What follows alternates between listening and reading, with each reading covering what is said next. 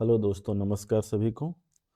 संस्कृत मंत्रा YouTube channel पर स्वागत है सभी का। हम लोग हिंदी पढ़ेंगे दोस्तों। चलिए शुरू किया जाए। हिंदी पेडागोगी। चलिए देखिएगा गद्यांश पहले। खुश रहिए। सैकड़ों सालों लिखा है, सैकड़ों सालों से सिंधु के रेगिस्तान में ईंटों का एक बड़ा सा ढेर लगा हुआ था। आज यह जगह पाकिस्तान में है। ठीक है। तो जो सिंधु के रेगिस्तान था वह आज जगह कहाँ है? पाकिस्तान में है। वहाँ के लोग इसे मोहनजोदड़ो बोलते हैं। मतलब वहाँ के जो लोग इसको मोहनजोदड़ो बोलते थे, यानी मरे हुए का टीला या मृतकों का टीला। ठीक है। तब किसे पता था कि यहाँ भारत की सबसे पुरानी सभ्यता बसती थी। लोगों ने इन ईंटों से अपने घर बनाए। 19वीं सदी में रेलवे लाइन बनाने के लिए दो अंग्रेज इंजीनियर इन ईंटों को भर भर ले गए। जल्द ही इन 4000 साल पुरानी ईंटों पर लाहौर से कराची जाने वाली रेलगाड़ियां दौड़ने लगी। सिंधु घाटी सभ्यता के शहरों की खोज से भारत का इतिहास 2000 सालों से ज्यादा पीछे चला गया। खुदाई में मिले इन शहरों को देखकर हैरानी हुई कि सभी शहर बिल्कुल एक जैसे दिखते थे। प्रमुख सड़कें सीधी बनी थी। सभी घरों के डिजाइन एक जैसे थे। बीच में खुला आंगन और उसके चारों ओर कमरे। शहर के एक सिरे पर एक चारदीवारी थी जिसमें शायद राजा रहता था। इतिहासकार इसे सिटा सिटाडेल कहते हैं। हम्म। अरे वही जो घर घर से संबंधित है ना, तो इतिहासकार इसे सिटाडेल कहते हैं। कौन से? जो शहर के सिरे पर एक चार दीवारी होती, जिसे आज भी होता है ना, बाउंड्री जो बनाते हैं हम लोग, उसी को उस समय कहा जाता था सिटाडेल। ठीक है ना। सभी घरों की ईंटों की जो साइज हुआ करती थी, 7x14x28 सेंटीमीटर। ठीक है ना। मतलब काफी मोटी होती थी। सभी शहरों की दीवारों का ईंटों का साइज 10x20x40 सेंटीमीटर था। शहर एक दूसरे से सैकड़ों किलोमीटर दूर बसे थे। यहाँ नालियां की बढ़िया व्यवस्था थी। सोच लीजिए, उस समय में नालियां की बढ़िया व्यवस्था थी। आज नालियां ऐसी बनती हैं कि लोग जाके उसी में गिर जाते हैं। दूसरा लोग उसी में जाके गिर जाता है कि नहीं? कितने लोग नालियों में गिर गए हैं। हम्म।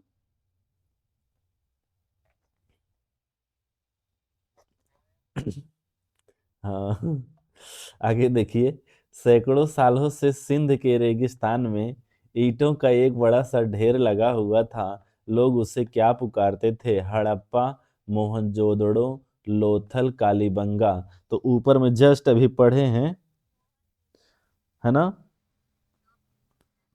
2 नंबर। हम्म। उसे मोहनजोदड़ो कहते थे, है ना? ऊपर में ही एकदम लिखा हुआ है, देखिए, है ना? वहां के लोग इसे मोहनजो गोला भी किए थे, है ना? मोहनजोदड़ो बोलते थे, यानी मरे हुए का टीला या मृतकों का टीला। मोहनजोदड़ो की ईंटों से किस रेल मार्ग का निर्माण किया गया था? हिंद हिंद से सिंध से हिंद, हिंद से कराची, कराची से लाहौर, लाहौर से अटारी, है ना? तो जो इसमें लिखा हुआ है, देखिए जल्दी से, इसी में लिखा है ना? तो जल्द ही इन 4000 जो साल पुरानी ईंटों पर लाहौर से कहाँ? कराची, है ना?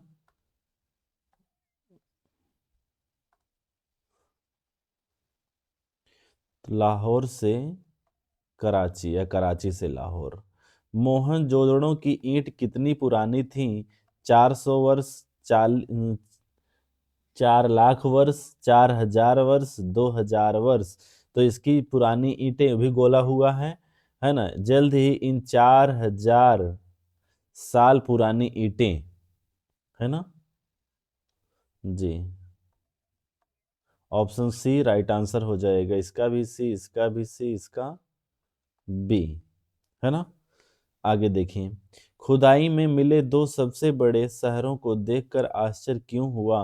वे दोनों बहुत सुंदर थे, वे दोनों बिल्कुल एक जैसे दिखते थे, वे दोनों एक दूसरे से सटे हुए थे, वे दोनों एक दूसरे से पूर्णतया भिन्न थे। हम्म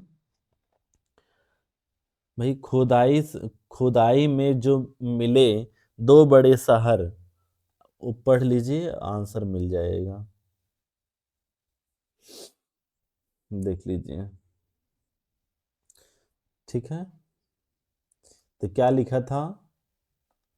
खुदाई में मिले इन शहरों को देखकर हैरानी हुई कि सभी शहर बिल्कुल एक जैसे दिखते थे।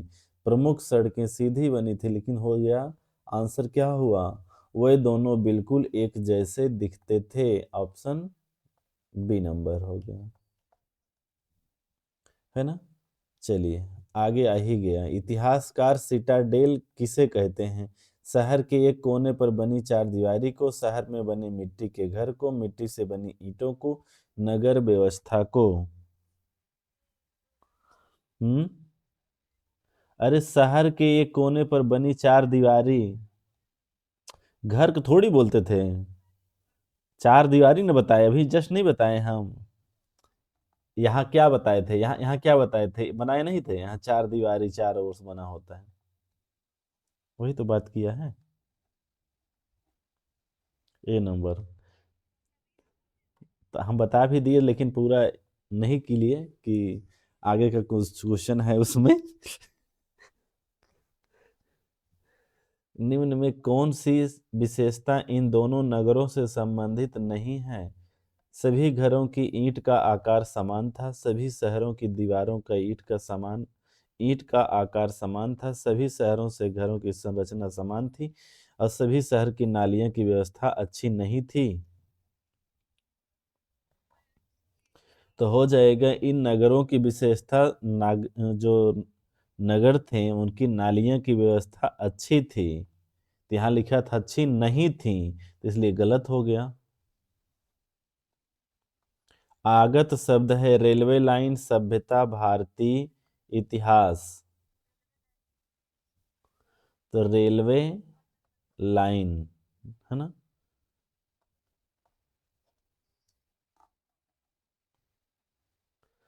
चलिए, आगे देखेंगे। चार दीवारी में समास है। दिगु द्वंद कर्मधारय अव्ययीभाव।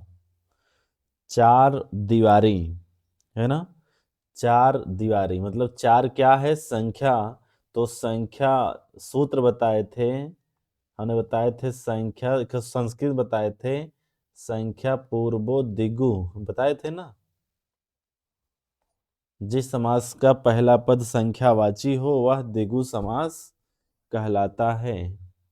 संस्कृत में भी और हिंदी में दोनों चीजें सेम ध्यान रखिएगा। अगला एक गद्यांश और है इसमें। लिखा है, कोयल की कुहू कुहू, मयूरों का नृत्य, मेघों की प्रतिछाया में उड़ती बगुलों की पंक्तियां, शरद ऋतु का निर्भ्रम गगन, बसंत ऋतु में लहराते पत्ते और अनेक रंगों की छटा बिखेरते पुष्प, भंवरों की गुनगुन, सभी हमारे मन प्राणों को पुलकित कर देते हैं। परंतु दुख की बात है कि आज इस बुद्धिवादी युग में हम प्रकृति से दूर हटते जा रहे हैं। हर तरफ भाग दौड़, अर्थ लिप्सा, कार्य व्यग्रता, संकीर्णता आदि कुछ ऐसी बातें हैं जिनके कारण हम कभी खुले आसमान की ओर ताकने का समय ही नहीं निकाल पाते। यद्यपि प्रकृति की विविध दृश्यावली से परिपूर्ण हमारा देश भारत संसार भर में प्रसिद्ध है, तथापि प्रदर्शन हेतु पर्वतीय प्रदेशों की सैर से प्रकृति का आनंद हम उठा नहीं पाते हैं।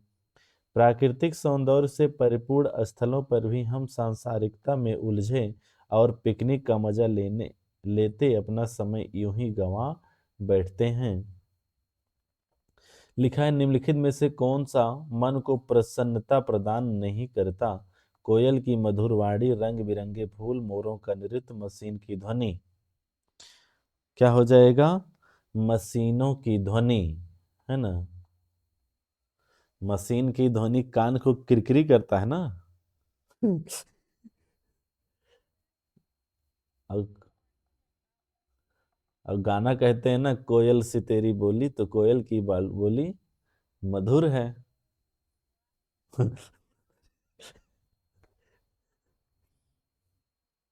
आगे, गद्यांश के अनुसार संसार में प्रसिद्ध है किसके लिए? तरह तरह के दृश्यों, अनेकता में एकता, भाषाई विविधता और धार्मिक विविधता। तरह तरह के दृश्य, ऑप्शन ए राइट आंसर हो जाएगा। निम्नलिखित में से कौन सा हाँ?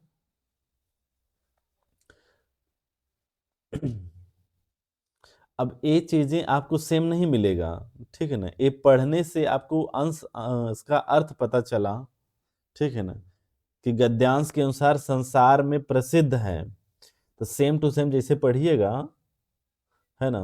जी। भाव कि लिखा है ना कि अनेक रंगों की छटा बिखेरते पुष्प, भंवरों की गुनगुन, सभी प्रकार हमारे हमारे मन प्राणों को पुलकित कर देते हैं, है ना। आगे लिखा है निम्नलिखित में से कौन सी प्रकृति से दूर जाने का कारण नहीं है? धन कमाने की चाह, कार्य की जल्दी, आपसी प्रतियोगिता, संध्या समय आकाश को निहारना। हम्म कि कह रहा है कि प्रकृति से दूर जाने का कारण नहीं है, तो धन कमाने की चाह है, प्रकृति से दूर जाने है, कार्य की जल्दी है, आपसी प्रतियोगिता, संध्या समय आकाश को निहारना, है ना। Option D. ठीक है, संध्या समय आकाश को निहारना।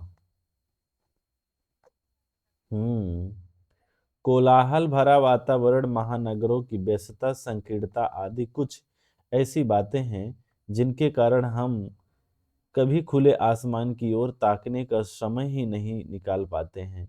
वाक्य का भाव है महानगरीय व्यस्तताओं के कारण हम आसमान के नीचे नहीं बैठ पाते हैं। महानगरों में गगनचुंबी इमारतों के कारण खुला आसमान दिखाई नहीं देता है। महानगरीय व्यस्तताओं और शोर भरे वातावरण के कारण हम प्रकृति का आनंद लेने के लिए समय नहीं निकाल पाते हैं। महानगरीय व्यस्तताओं के बावजूद हम प्रकृति का आनंद लेने के लिए समय निकाल पाते हैं। हम्म जी। महानगरीय व्यस्तताओं और शोर भरे वातावरण के कारण हम प्रकृति का आनंद लेने के लिए समय नहीं निकाल पाते हैं, एकदम नीचे लिखा हुआ है यही, ठीक है ना। ये कहाँ गया? खुले आसमान ताकने का समय नहीं निकाल पाते हैं, ठीक है। यहाँ विविध दृश्यावली से परिपूर्ण हमारा देश भारत संसार भर प्रसिद्ध है, उसके ऊपर की लाइन है वो, ठीक है ना। कि हर तरफ भाग दौड़, अर्थ लिप्सा, कार्य व्यस्तता, समग्रता, संगीतता, है ना, यही है। हाँ, इसको हाईलाइट भी आप कर सकते हैं।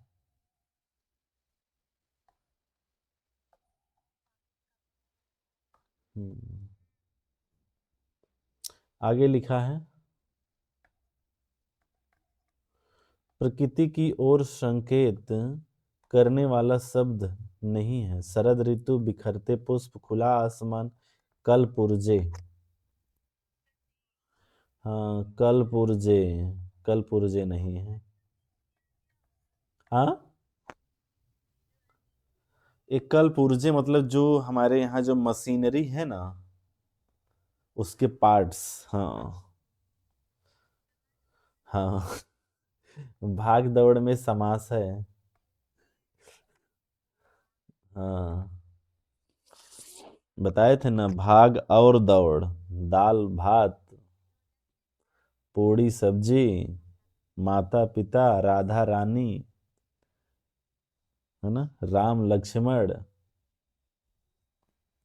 और कुछ।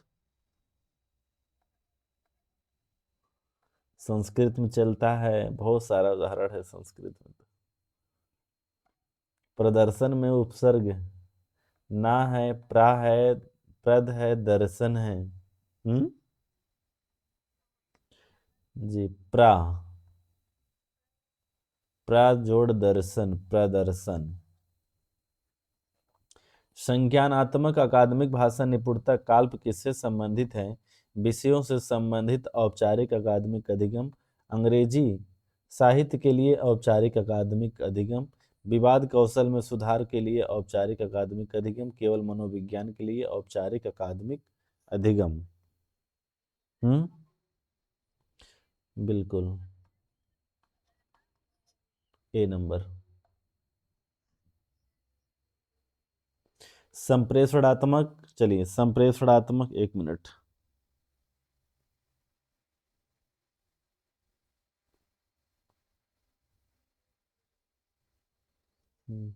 संप्रेषणात्मक भाषा कक्षा में अध्यापक सबसे कम क्या इस्तेमाल करती हैं? है ना, अध्यापक केंद्रित कक्षा प्रबंधन, विद्यार्थी केंद्रित कक्षा प्रबंधन, विषय वस्तु केंद्रित या आकलन केंद्रित कक्षा प्रबंध उपागम। हम्म, जी, अध्यापक केंद्रित, क्योंकि जो हमारा संप्रेषण होना चाहिए वो अध्यापक केंद्रित नहीं होना चाहिए। तो इसका सब, जी, सबसे कम, तो सबसे कम में ए। हम्म, ठीक है।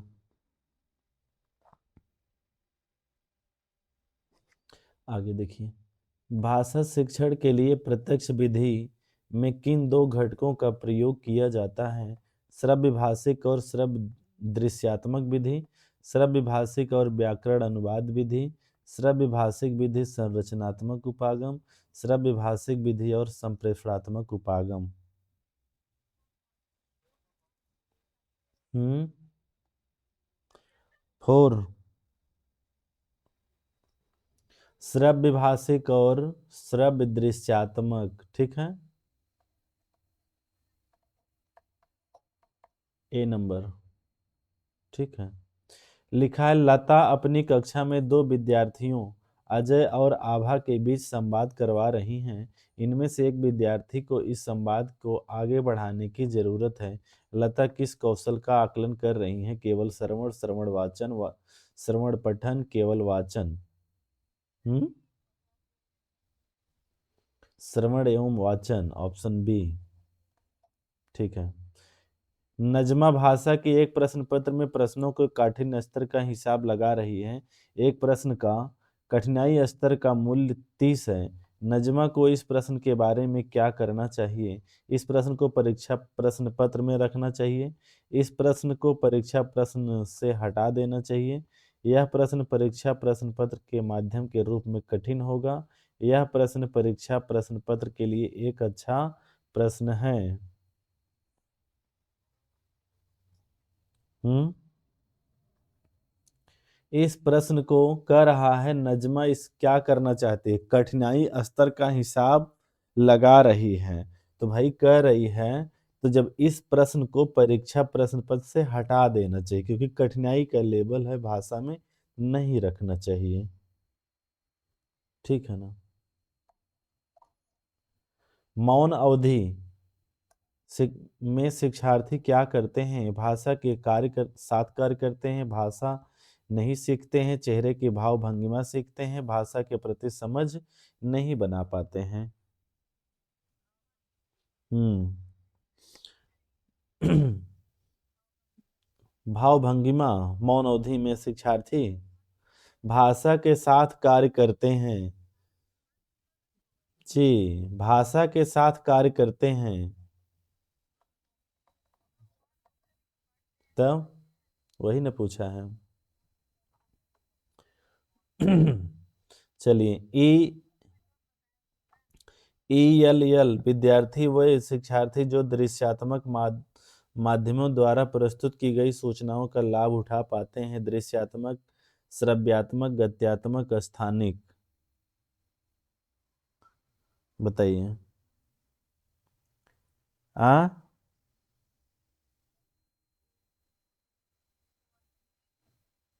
हाँ, तो वही हम भी पूछेंगे ना पहले, तो इसीलिए पहले आंसर आ जाए तब पूछते हैं इसको हम।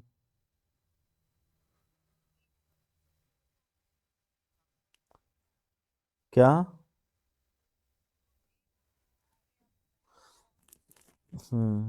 क्या है? तो थोड़ा सा बताइए ना हमको, क्या है जो ELL लिखा है?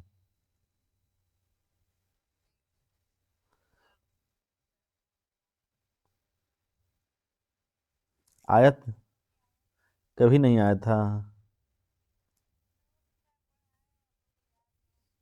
हम्म। हम्म। अच्छा। हम्म। आंसर क्या बताए हैं? हम्म। लिखा है जो दृश्यात्मक माध्यमों के द्वारा। ELL, है ना? तो दृश्यात्मक जो शिक्षार्थी होते हैं एक प्रकार की क्या है? सामग्री है। ठीक है ना? नहीं, इस सामग्री है। जब इन ऐसी बच्चों को ELL का जब प्रयोग किया जाता है तो वो सूचनाओं को क्या करते हैं, उस देख करके। हाँ। अब देखिए, ये सब ऑनलाइन का पेपर है, कुछ चीजें ऐसे रख दिया है ना जो पहली बार आ जाता है हम लोग के सामने।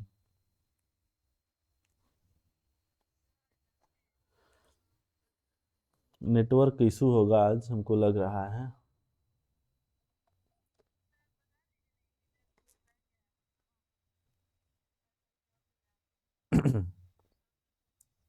हम्म। और कोई बताएंगे?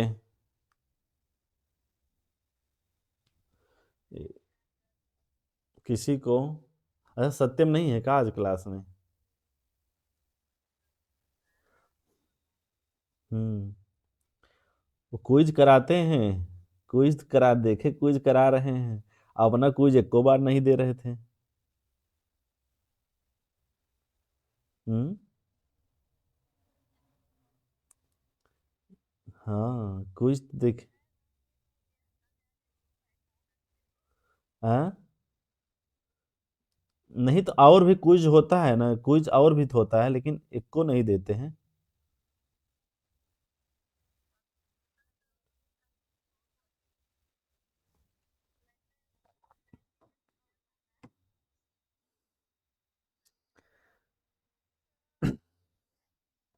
हम्म। हम्म। हम्म। तो देखिए, जो ELL है हम देखे थे उनको क्लास में, इसीलिए बोले हैं।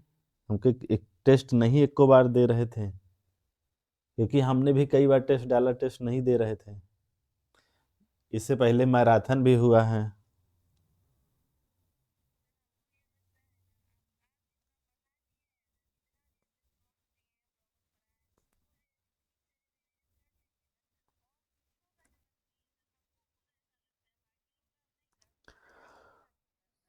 अब उससे ज़्यादा तो नहीं आएगा, जितना अभी लोग पढ़ा गया है उससे ज़्यादा तो नहीं है कि और हम लोग को बहुत ज़्यादा देखना होगा, है ना? हम्म।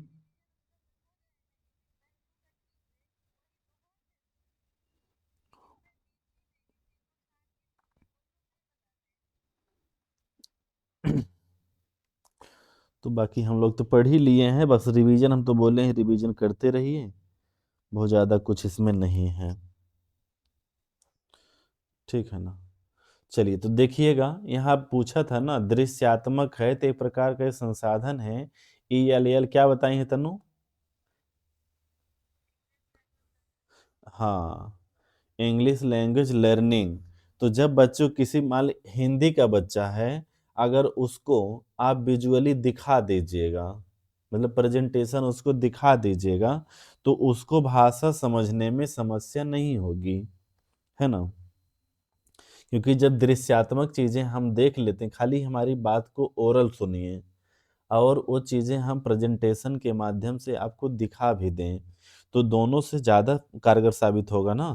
क्योंकि जब हम किसी भी कॉन्सेप्ट को हम देखते भी हैं और समझते भी हैं, तो वो हमारे दिमाग में जल्दी सेट हो जाता है। तो उसी को हम लोग कहते हैं, माइंड मैपिंग भी बोला गया था, है ना। हाँ। मानस मंथन, क्या ब्रेन है ना। हाँ। चलिए, 1 मिनट थोड़ा सा रुक जाइएगा।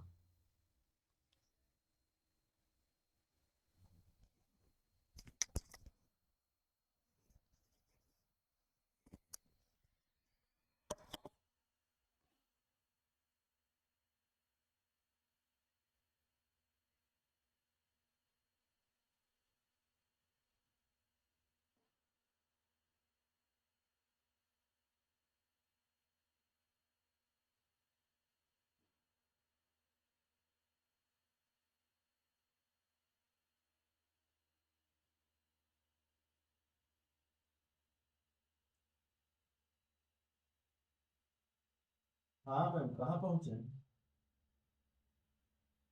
अच्छा, मिल गया था तो। अच्छा। बहुत लेट हो गया। हम्म। अच्छा ठीक है, हमको फोन करना नहीं, दिक्कत हो रही है। ठीक।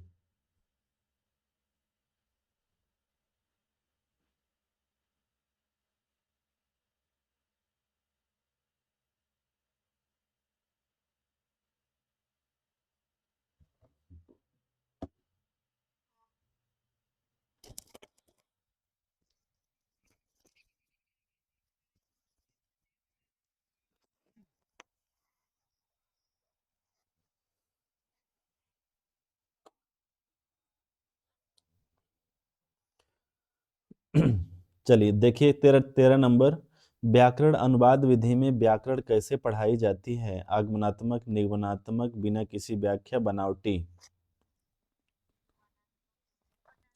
तो भाई हमको बच्चों को पढ़ाना है, और ये 1 to 5 के बच्चों के लिए है ना, तो क्या करेंगे आप? हम्म। भाई देखिए, व्याकरण जो होता है आगमनात्मक होगा, व्याकरण। व्याकरण निगमनात्मक होता है। अरे तो यहाँ क्या लिखा है? यहाँ क्या लिखा है? व्याकरण कैसे पढ़ाई जाती है ना। तो व्याकरण पढ़ाने के लिए पहले नियम बताना जरूरी है। अब संधि पढ़ते हैं तो पहले उदाहरण, पहले नियम, पहले नियम। हम्म। हरेंद्र अपने विद्यार्थियों को कुछ फ्लैश कार्ड देता है जिन पर चित्र बने हुए हैं। वह एक वाक्य बोलता है, उस वाक्य को सुन समझकर विद्यार्थी को फ्लैश कार्ड पर बने चित्र से मिलान करता है। हरेंद्र किस कौशल का आकलन कर रहा है? पठन, श्रवण, वाचन, दृश्य, रूपकता। हम्म। हम्म। हो जाएगा। कह रहा किस कौशल का, तो एक वाक्य बोलता है और उस वाक्य को सुनकर विद्यार्थी फ्लैश कार्ड पर बने चित्र से मिलान रहे हैं। तो हरेंद्र किस कौशल का प्रयोग कर रहा है? तो हरेंद्र ने क्या किया? जी।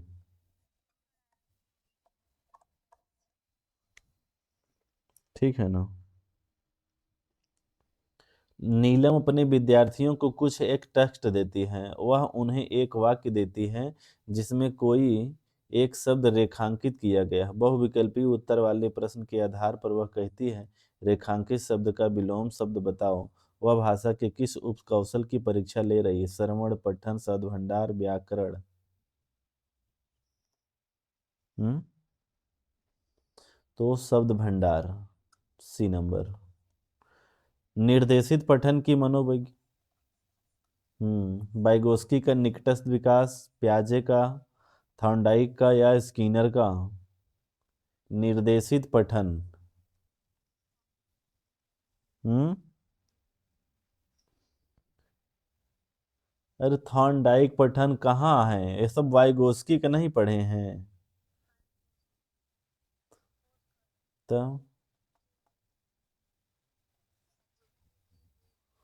हम्म तो पूनम अपने विद्यार्थियों को शब्दों में निहित तुकबंदी वाली ध्वनियों की पहचान करने के लिए कहती है। इस क्रिया द्वारा वह अपने विद्यार्थियों को किस पक्ष को मजबूत कर रही है?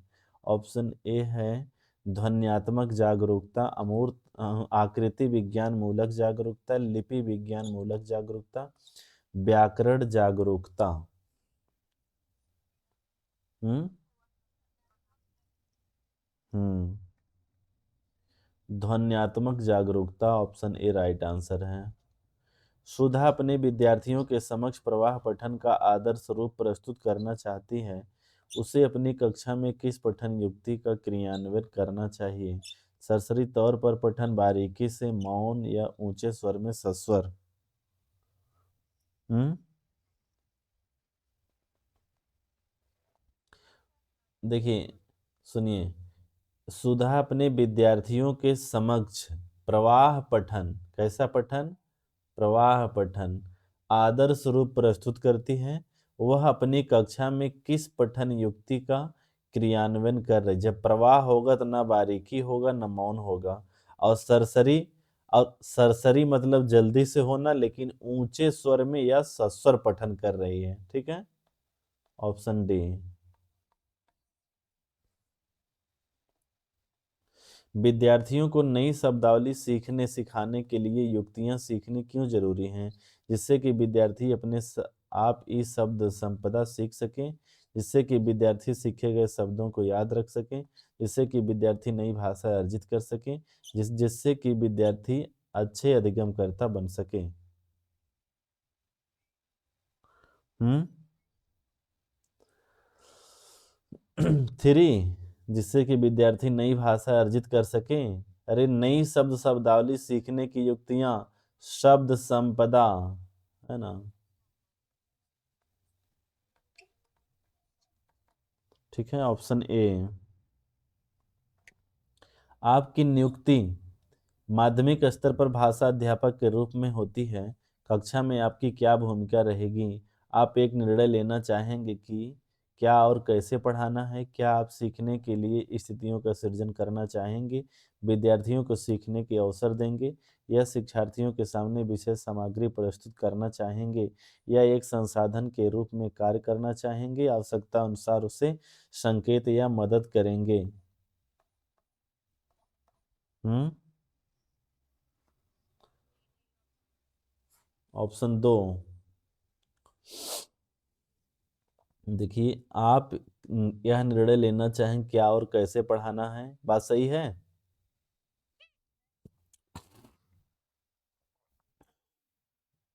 और आप अपने लिए स्थितियों का सृजन करना चाहेंगे, अवसर देंगे, बिल्कुल सही है। शिक्षार्थियों के सामने विशेष सामग्री प्रस्तुत करना चाहेंगे, या आपके संसाधन के रूप में, तो भी सही है, बस सी छोड़ दीजिए।